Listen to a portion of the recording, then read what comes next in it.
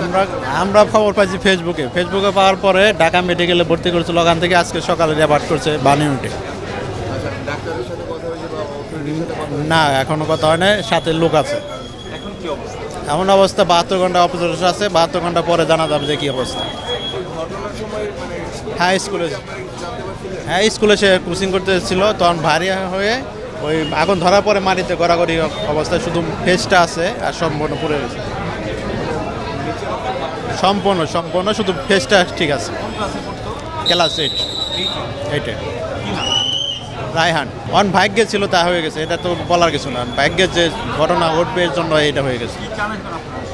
আরে আমরা চাই যাতে সুস্থভাবে ফিরে যায়, চিকিৎসাটা ভালো হয়, এই যে সরকার যাতে আমাদের এটা কামনা। ওই আগুন লাগছে পরে ও ওখান থেকে বের হয়ে ঘাসের মধ্যে আর কি গড়াগড়ি করে আগুনটা নিভাইছে আর কি।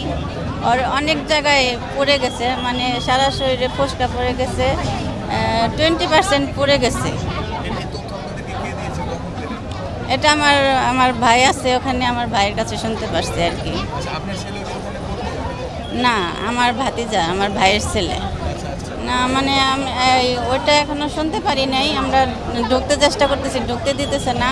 আর আমি সকালবেলা শুনতে পারছি যে ও কান্নাকাটি করতেছে, ওর যন্ত্রণা লাগতেছে, খারাপ লাগতেছে।